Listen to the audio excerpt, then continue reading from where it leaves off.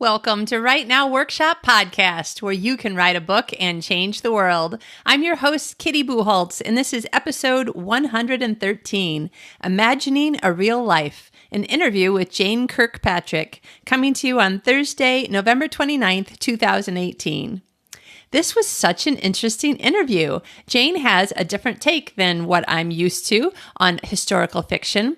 She takes an interesting real-life historical figure that she just finds so fascinating that she needs to know more and more and more about him. And she does absurd amounts of research, like so much research. She was talking about things I didn't even know were historical documents. It was really interesting listening to her. She finds out everything she can, and then she crafts a story that's sort of filling in the blanks of what she imagines that person was thinking and feeling during this time of whatever was going on during their story. So she's got this interesting book called Everything She Didn't Say that just came out in September. And she talks to us about the real life person and, doing the research and looking for family members to talk to. And it's so interesting. So if you're at all interested in history, genealogy, researching your books, this is a really great interview. And she's also got some great tips near the end for writers on just keep on going types of things, like how to keep on going the next day and the next day. So, and we share a couple of tips together. It's a really fun interview, and I think you're going to love it. So tune in, keep listening, and we'll talk to you later. Today's guest is Jane Kirkpatrick. Jane is the New York Times and CBA best-selling and award-winning author of more than 30 books, including All She Left Behind, A Light in the Wilderness, The Memory Weaver, This Road We Traveled, and A Sweetness to the Soul, which won the prestigious Wrangler Award from the Western Heritage Center. Her works have won the Willa Literary Award, USA Best Books, the Carroll Award for Historical Fiction, and the 2016 Will Rogers Medallion Award. Jane lives in Central Oregon with her husband, Jerry. Welcome, Jane. Hi, Kitty. Thanks for having me come. Oh, it's great to have you on the show. It's funny, I've got a lot of Oregonians on the show lately. Oregonians, that's good. Oregonians, there we go. Well, you know what? People from Oregon are great people, so I'm excited. Yeah. Oh. So this is really interesting. The way that you do historical fiction is unlike anybody else that I've interviewed. So I'm super excited to talk about it from a little bit different perspective. Now, your new book is Everything She Didn't Say, right? Can I hold it up? I'm holding it up. There it is. Oh, the bright red dress. Yeah. Beautiful. If you're watching on YouTube, it's a lovely, lovely cover. And so this is about a real life historical figure, right? Right. Most of my novels have been about actual people. Some of them are what I call, better known, like Dorothea Dix, for example, who was a mental health reformer. But most of them are just kind of lesser known, ordinary people who within their community and I thought lived really extraordinary lives, and I didn't want their stories to be lost. So I started. Wow. I actually wanted to write a biography of the first novel, A Sweetness to the Soul. I wanted to write this woman's biography because I thought she was so interesting, and I just couldn't find out enough about her. I could find out things about her husband, her brother, her father, and if they'd had sons, I'm sure would have found out things about him too. But so that's when my husband said, well, if you think it's a great story, you should just write it down and, make it fiction. And he said, if people don't like it, they can write their own version. So like, okay, maybe I could do that. So that's what took me into that loop of fiction over biography. Yeah. Wow.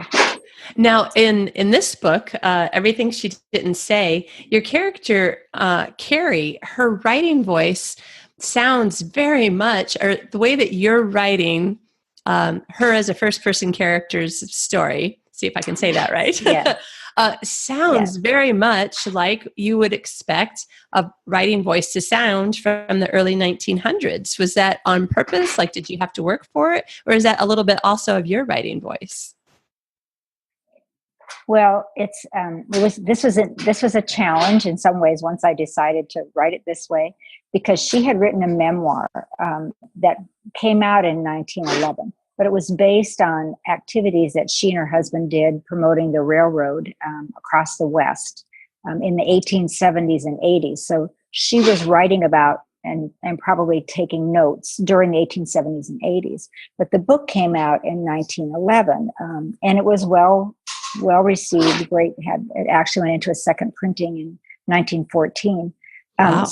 So I actually had her. I had her words. I had her voice in these 2 volumes of work that she had done, and so when I decided that I wanted to write what she didn't say, because it seemed to me it was sort of like a documentary. It wasn't really a memoir, even though that's how it was. That's what she said it was. And a memoir is, in my estimation, the memoir that I read, we get the person's story, but we also get epiphanies, and this is what I learned from that, those, so that the rest of us don't have to go through those things, the little bits of wisdom. And they weren't there. I mean, it was incredibly detailed about what she did and when they did it and who they did it with. So lots of names, lots of place names, but almost nothing about how she felt about what had happened, or what, I guess feeling is a big part about fiction, that, sort of what she felt or why, what was her motivation to do some of these things. So there's none of that. So in writing, to fill in the blank sort of with her story, I had to mimic her writing style to some extent, because each chapter has a very short paragraph from the original memoir that she wrote. And so I had to sort of grasp that, and at the same time, give what I hoped was a unique perspective of the things she hadn't shared, and maybe why she hadn't shared those things. So that was the challenge. So I know last week, someone who had read the book said to me, had a couple of sentences written down and said, "Now, are these your words or are these Carrie's words?" And I said, well, they're all my words, except for that little section at the end of each chapter. But I'm saying that as though that's Carrie, and because I think those are things that she would have thought.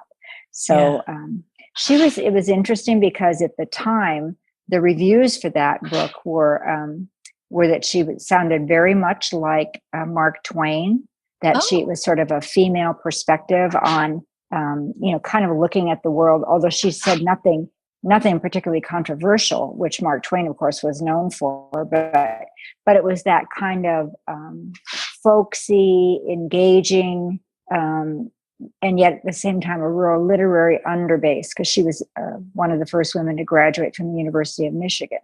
So she was well educated, and so it was just that kind of combination of, I think her connection with people was very strong, and maybe better than with her husband's connection. So that kind of folksy quality, underpinned with a great literary tradition and a sense of humor. And she says, I want to stay in my happy lane. She did not want to have that book be a complaining, and if they'd only done this, our life would have been better. Nothing like that.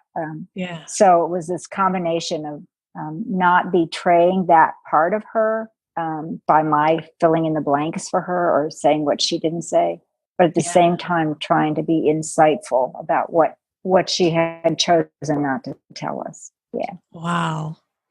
Wow, that is so interesting. Now, the other thing that I found really fascinating was in your press release, you mentioned probably a dozen sources that you used, including, and this made me laugh out loud, irrigation reports. Yes, I know. I go to a lot of strange places.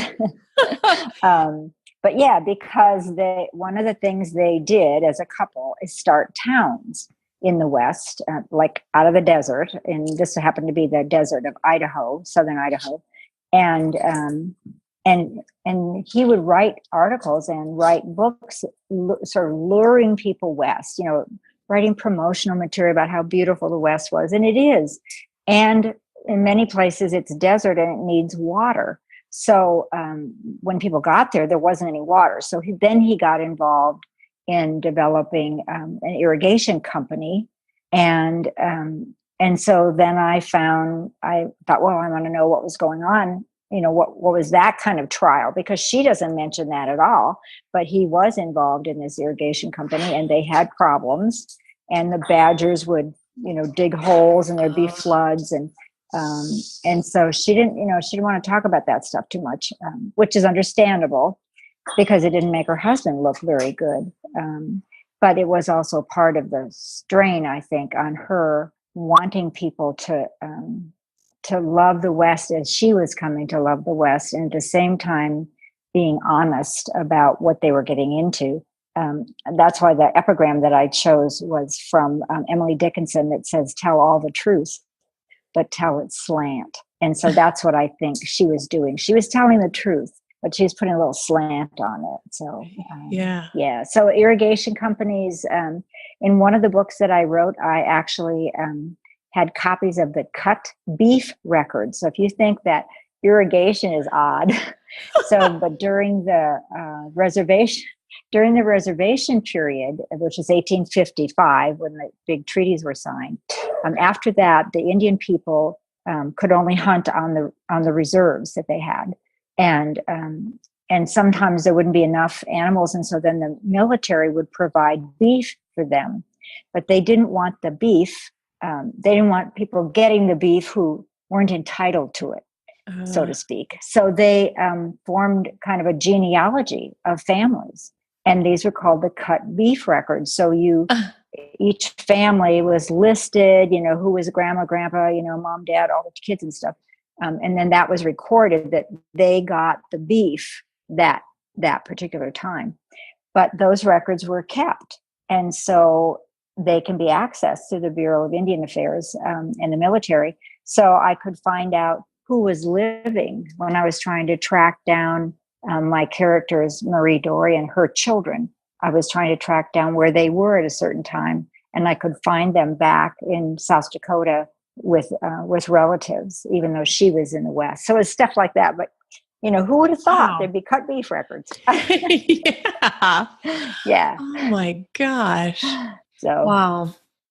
Okay, so then one of the other things that I thought was so interesting was Carrie had two apparently quite long, like a 2-part memoir that was more documentary-ish.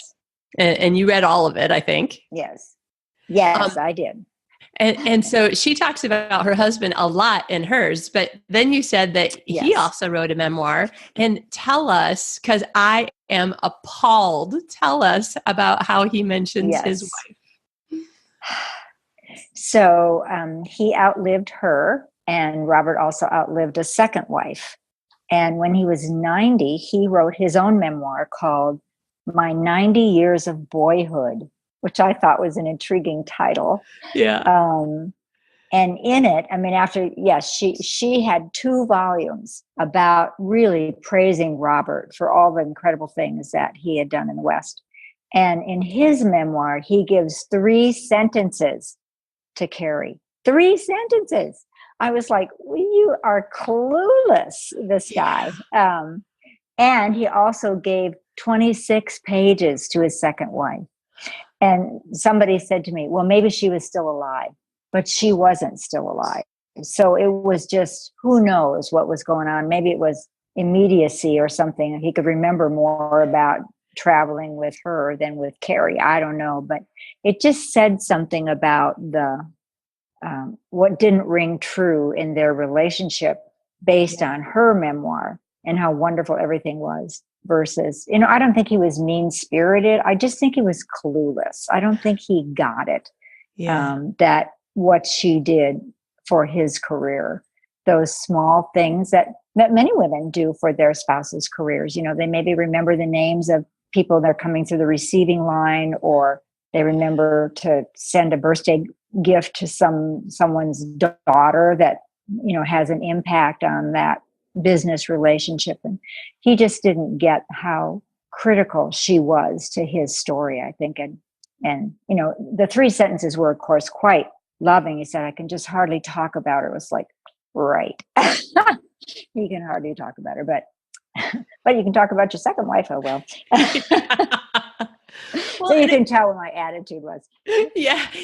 I was just going to ask you, it did make me wonder, like, how you colored the fictional Robert, because we're talking about real people. So you can't make it any more different than the facts that you know exist. But reading between the lines, I'm just wondering, like, how did it color the way that you portrayed their relationship? Yes, well, I told the truth, but I told it slant. And actually my working title was Between the Lines that you just said. So that was the working title, but I did actually use things that she had recorded in that memoir. For example, she talked about the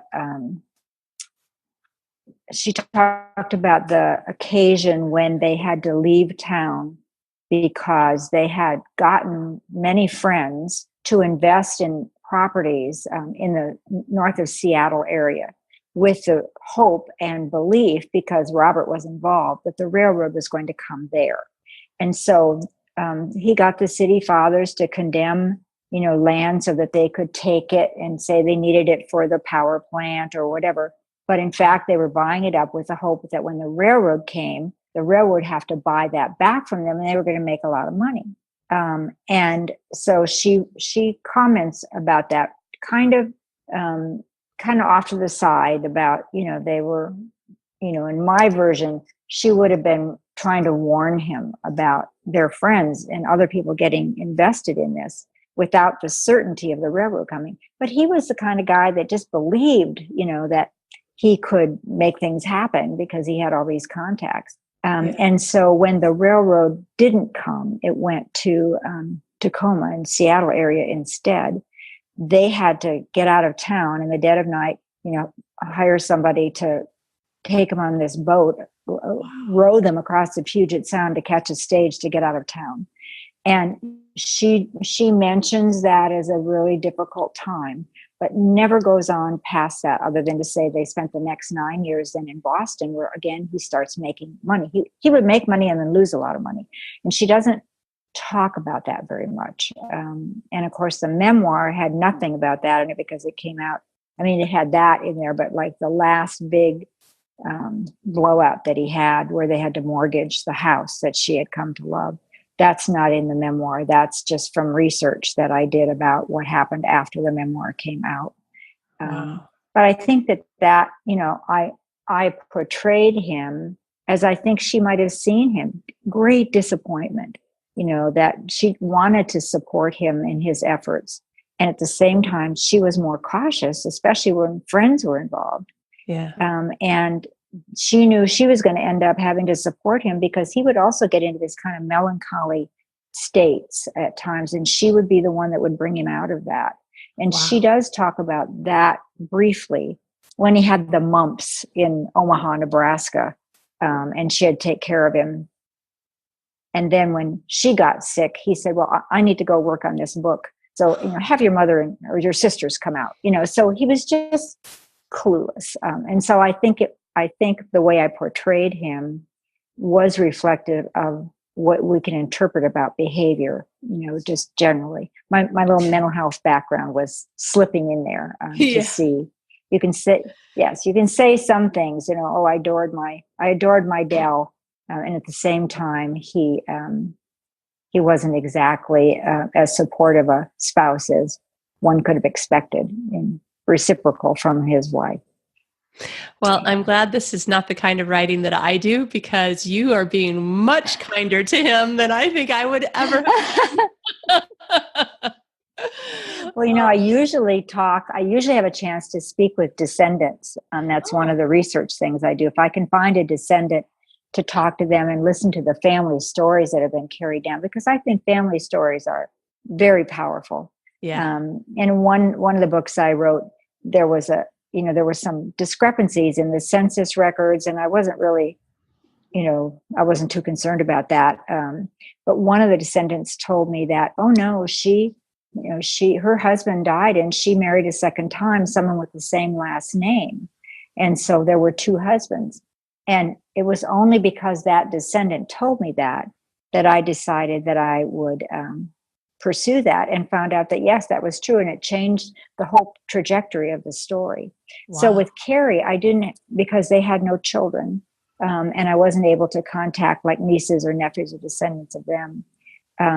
I didn't have a descendant access. And shortly before the book came out, I was contacted by a descendant of one of Robert's brothers. Wow. And he sounded quite, he had read another book. It was a nonfiction book that a historian had written about their literary life, because both of them as writers. And he had sent some corrections basically about that. So I thought, oh, he's going to just roll over and when he gets my book. But he requested it, and I said I'd be happy to send you a copy, which I did.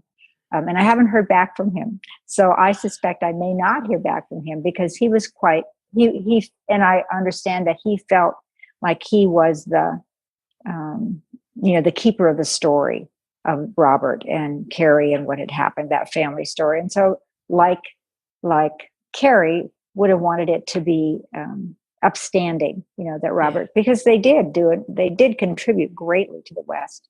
Yeah. And when Ken Burns here in the States did a PBS special on the West, it said that he used her memoir to help sort of provide a picture of what was happening in the West. It was so well documented as a document of change in the West.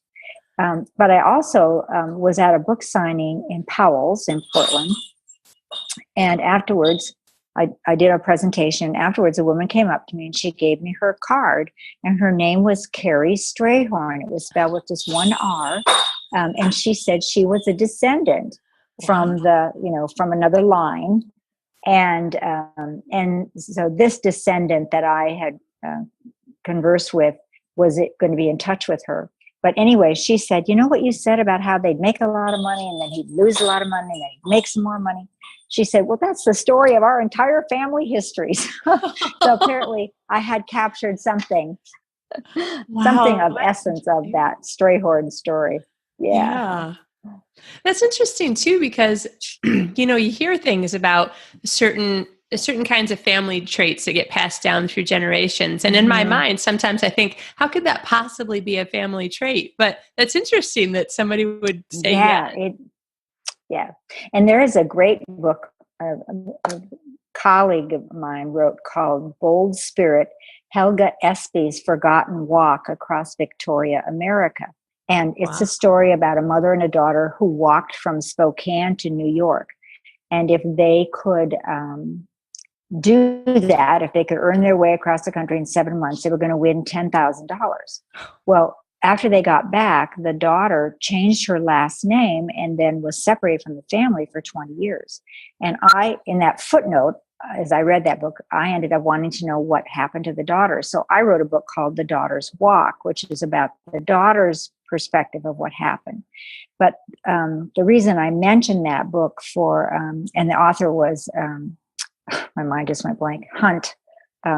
The last name was Hunt and my mind is just blank. But anyway, that in her book, Bold Spirit, she includes at the end a series of research books that had been done about family stories and the silencing of stories, because after they got back, the mother was never allowed, her husband did not want her to ever talk about this journey that they'd made. And none of the family ever did until after almost everybody was dead. And then a sister-in-law had a scrapbook about it. But the research suggests that there are sort of DNA kinds of things that come through families that are these traits. That they're sort of listed as interesting features of a person's personality or the way the family sort of views certain things. And it's really an interesting read. So, and it's Linda Hunt. I got to remember her first name. So she's the author of that book. And the bibliography, the back section about how traits are transferred is really worth the story is phenomenal and beautifully written. And it's also include some great reference material. Yeah. Wow. Okay, that does sound really fascinating. Yeah, it is fascinating. Yeah. Yeah. Oh, man.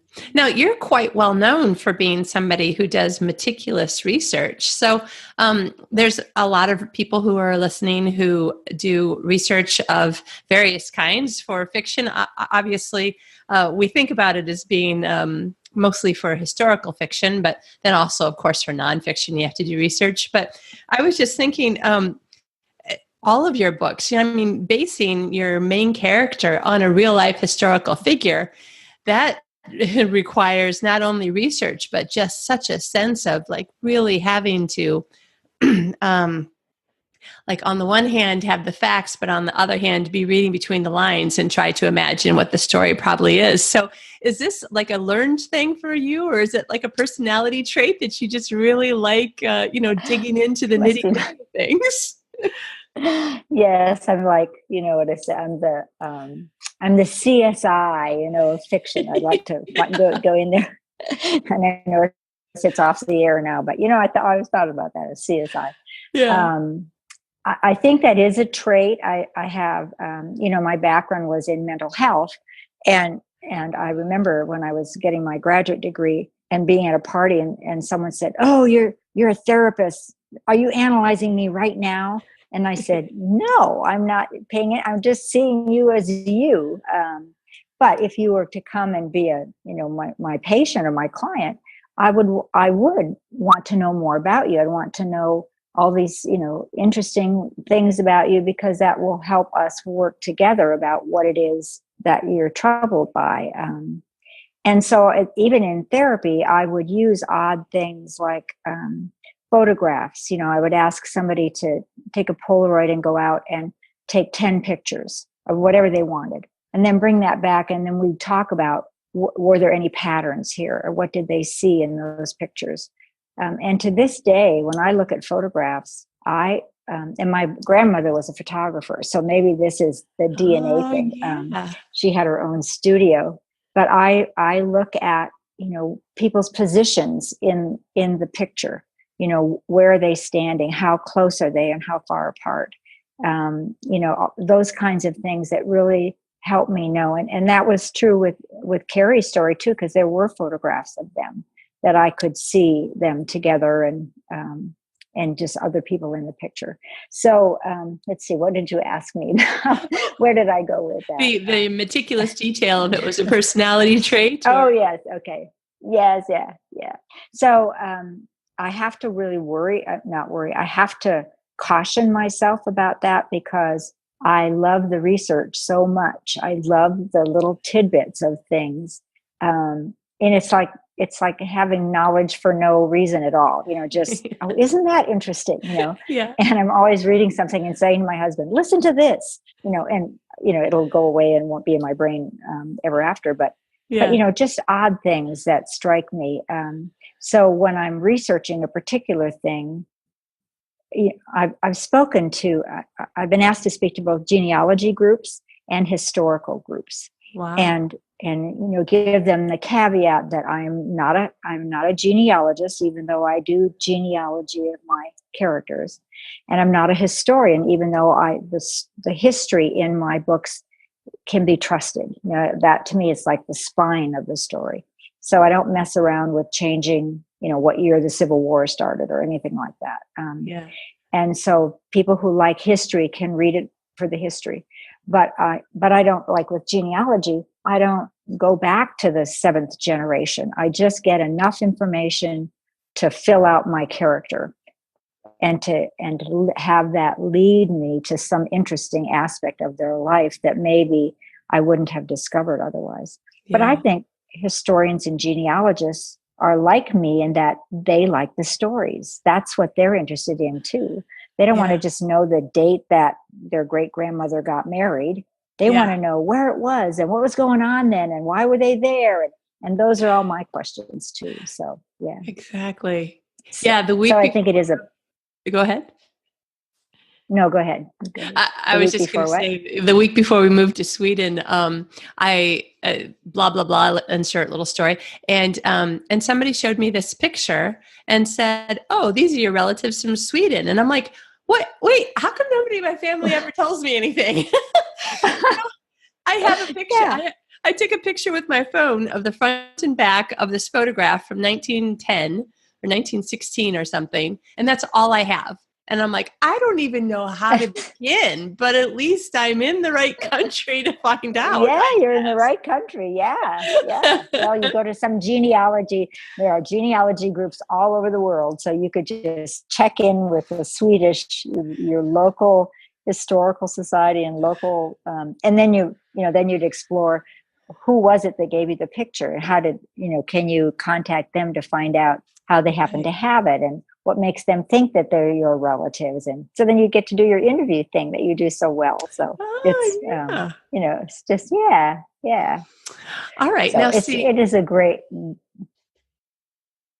go ahead. It's just a great joy. It's a great joy. It's part of the delight of having done this now for 25 years or whatever. And I feel like I sort of stumbled into this genre in some ways because I wasn't able to write the biography that I wanted. And then I ended up writing a novel instead. And so I feel like I stumbled into this just fascinating wilderness, really, of historical women whose stories are not, who have little research about them often. And I call it reflected history to some extent because their lives are reflected in what I can find out about the men in their life. And so that's, I have to spend time with the men in their lives in order to really try to shape who they were and why is that story speaking to me? Yeah. Virginia Woolf said one time, and I had read, that women's history must be invented, both uncovered and made up. So I think that's kind of cool. Yeah. Wow. Yeah. So that gives me, that I don't feel so, I used to feel somewhat apologetic to the historians in my life because I was writing fiction. But Frederick Buechner, who is a theologian, but he's also writes fiction and nonfiction, he said that fiction isn't true the way a photograph is true, which captures a moment in time. But fiction is true the way a portrait is true, which captures the essence of a character over time. And so I thought, you know what? Fiction is an important element of the human condition, the imagination, the storytelling, and finding ways to engage people in their own stories, which is part of why I think I've had such a great joy in writing these stories, because people will read them. And because I use the real names, I often find other people who say, oh, I think that was my great-great-grandmother, or that neighbor you mentioned, my mother, used to tell me about, whatever. So, so there's a connection that's personal for a lot of people who read the books. But it's also, I hope, a little inspirational that your story is worth writing down. Yeah. Even if you think you didn't do anything extraordinary. Yeah. So. Yeah, that's interesting because like Carrie, I don't have children, so I don't have anyone to give the story to. But then it's like, oh, but there might be other people, nephews and nieces who might be interested, or their children. Exactly. Yeah. Well, the other piece is that when I start writing, I think I'm writing about this woman, this character, and I am. But when I finish the book, I always sort of sit back and go, oh, that's why I was supposed to write this story. So I always discover things about myself that I wouldn't ever have discovered if I hadn't written the book.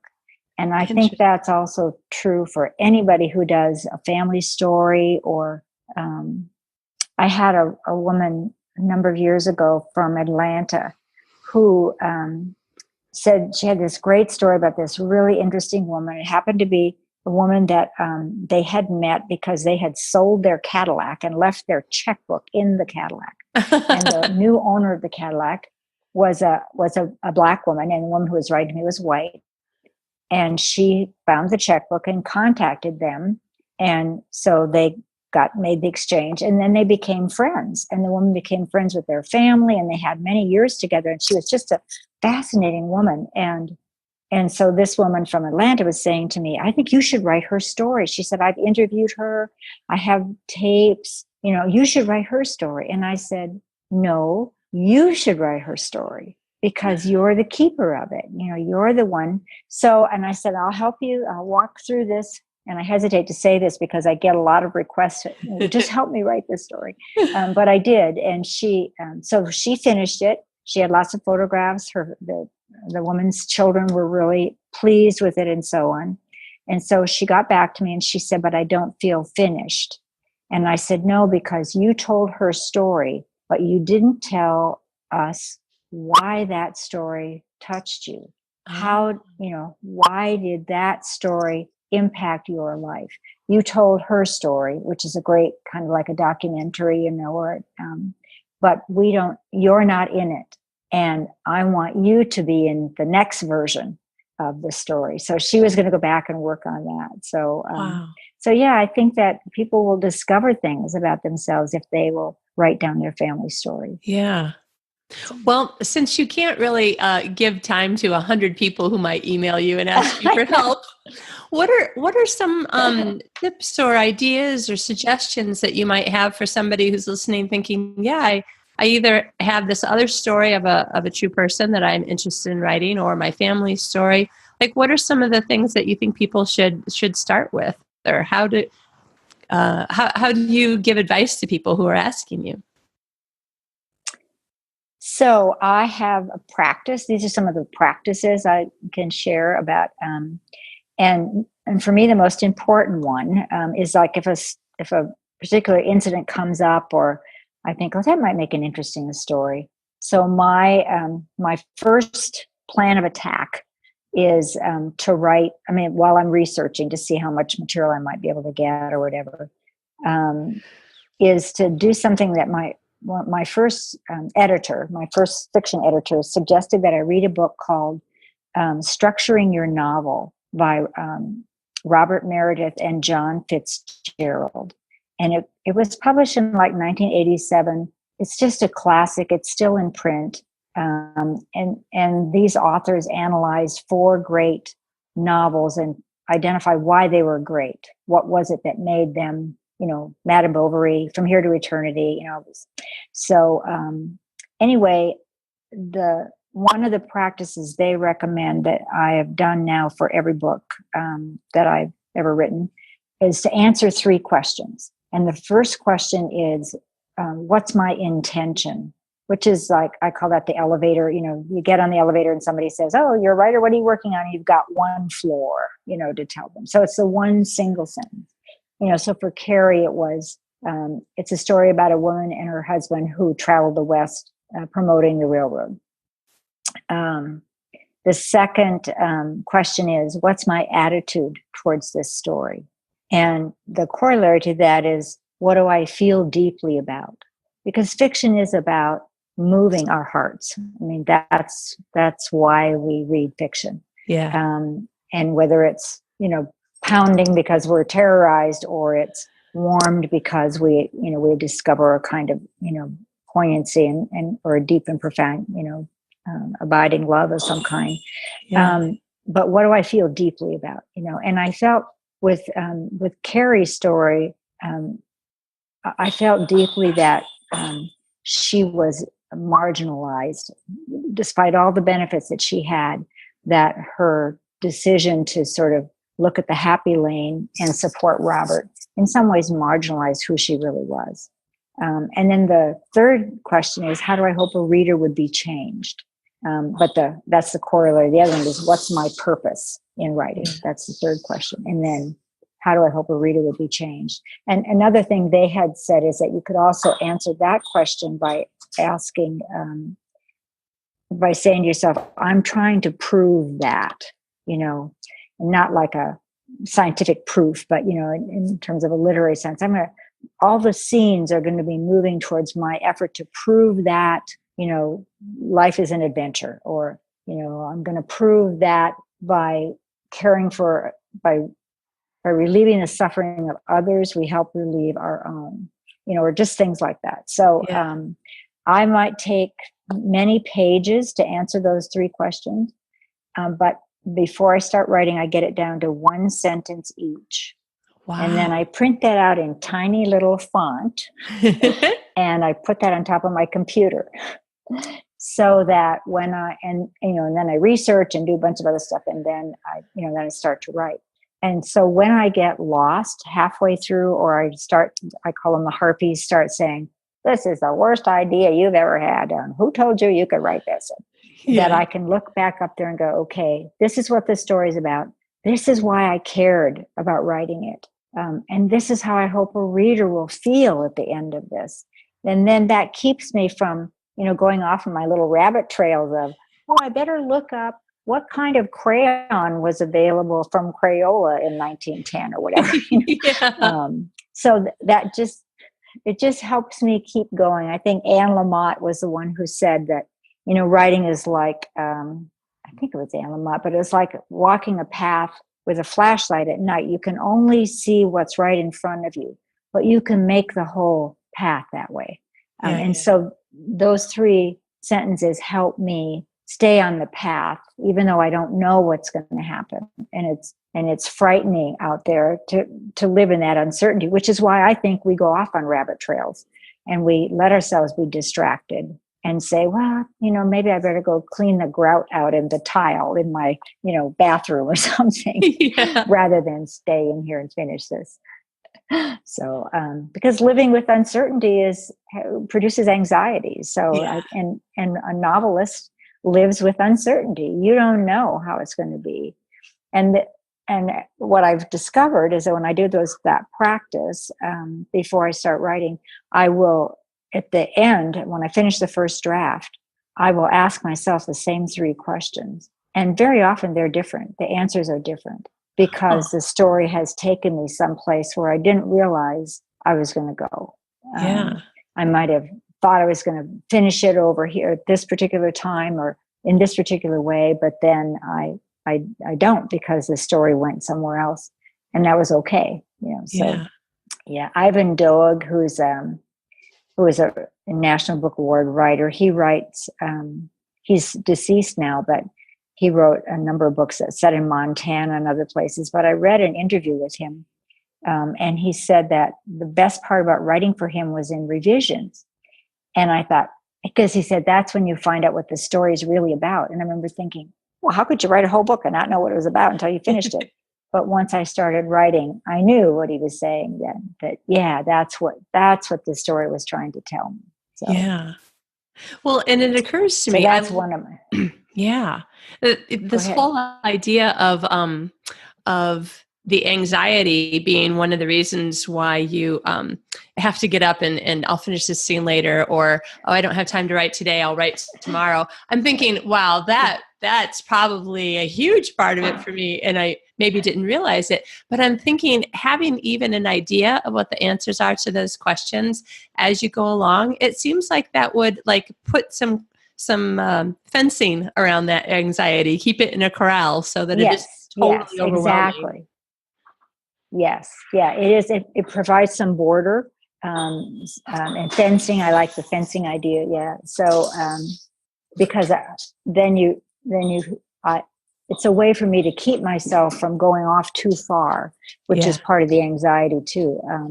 I'm just going to do this now. I mean, other things that I do to keep that, because when I start writing, I think about it as a horse race.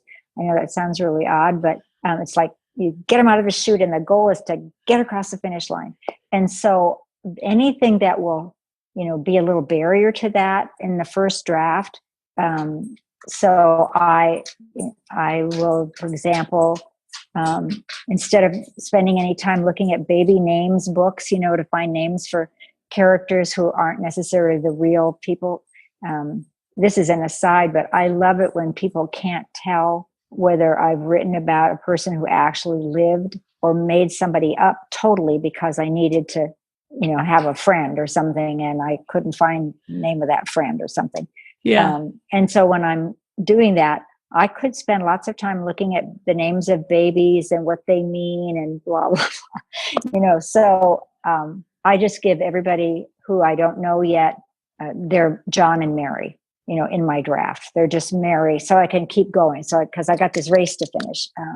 Right. Or I get to a place where I need to describe a room, for example, like how this person's going to move in the room.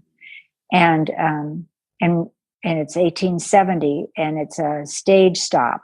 I could spend a lot of time, and I have a lot of books about stages and stagecoaches and all that sort of stuff. I could spend lots of time living there, with the bad green lumber and the holes between the boards and all that sort of stuff.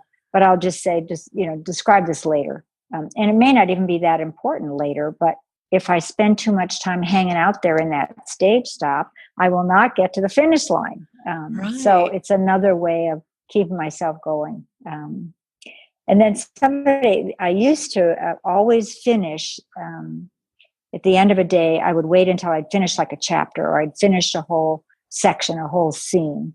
And now I stop in the middle of a sentence for when I end the day of writing. Because then I know I always have somewhere to go in the morning when I come back in there.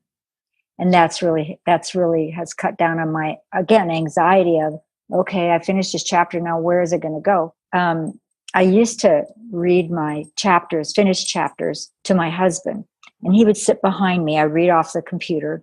He would sit behind me. And at the end of it, because I didn't want to watch him if he fell asleep or something, Yeah. So, but when I was done, I would turn around, and if he was moved, if he was touched by something I had written, because he's like this hopeless romantic. So I'd think, okay, I got the emotional connection I wanted. But then if he'd say, oh, I knew she was going to do that, that would just be like a kiss of death, so I'd have to go back and rework that section. But one time I finished the chapter, and I think it ended with, something about Elizabeth went to the top of the hill, and what she saw on the other side, she knew was going to change everything. And so I read that to him, and he said, what did she see? And I said, I don't know. I'll have to wait until tomorrow, and I'll figure something out tomorrow. So, but I think that those ways of not having the sense of, oh, it's over, this part's over, I don't know where to go now, is really important in keeping the story going. So finding tricks like that I've used through the years have been helpful to keep going. Oh, that's good. So. That's good. I like it. And I'll just throw something else out there for just in case anybody else has had my experience. So I can't remember when. I've been writing writing and being a participant in writers groups and going to writers conferences since the late 1990s. So a lot of years of information and advice and trial and error. So I remember the first 2 or 3 times that I tried that advice of stop in the middle of a sentence. And I thought I was going to scream bloody murder when the next day I could not remember what I was going to say. And I was so frustrated. So a couple of months ago, I was like, well, I kind of want to try something like that, though, where I'm not stopping at the end and tomorrow I'm going to have to figure out some new thing that I don't even know. So instead of stopping in the middle of a sentence, I stopped at the end of a sentence and then wrote 3 or 4 lines about the part that I knew that was going to happen next. So I didn't finish the scene, but I wrote down what was going to happen. And then the next day I was like, oh, this is great. Like, I don't even have to think. I just start writing. Yes, that is great. That's a great tip. And I would just extend that a little bit, because one of the things that I do in the morning before I start writing each day, I'll finish that sentence. But even before I finish that sentence, I'll make some notes about where I think the next scene's going to be. And they're in pencil, and I don't do the dialogue or anything. It's just like, Carrie's going to encounter the woman with the twins, and, just brief notes about that. It's exactly what you do at the end of the day. That's perfect. Yeah, I think those are just starters for us. So we don't have that anxiety again about what am I going to do? Where am I going to go? Yeah. So, yeah. And I love another thing I found. Go ahead. Oh, I was just going to No, say, I you love that love that. Go ahead. everybody's brain works. I mean, mostly the same in a biological sense, but we think Yeah. slightly differently. So I love whenever people share ideas, and then somebody like takes those ideas and comes up with a new idea that works better for them and how they think. Yeah. Yeah. Exactly. Yeah. Yeah. So another thing that I find myself having to do that has been helpful is I these negative voices that sit behind us that say things, halfway through, like, this is the stupidest idea, or nobody's going to read that, or one of my little harpies that says, what you just wrote, no one will give up cleaning their toilets in order to read that. It's just Oh, really negative stuff.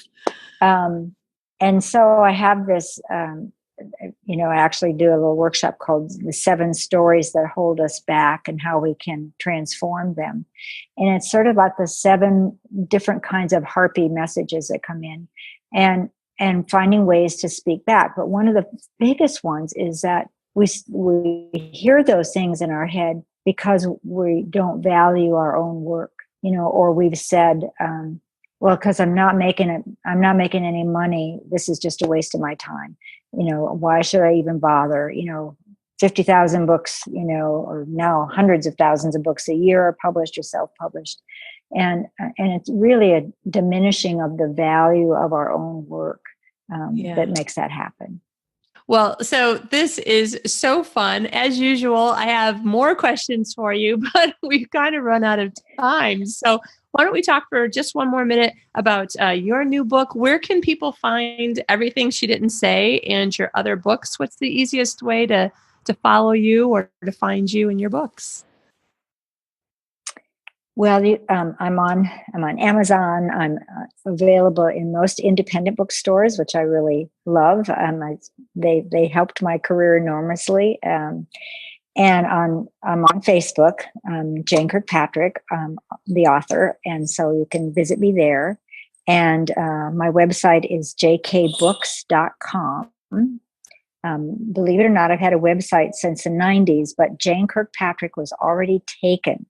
So it's jkbooks.com. I know, who would have thought? Right. So, and if you go to my website and you click on any of the covers, there's a whole page, additional information, mostly historical, about research or some other tidbit with each book.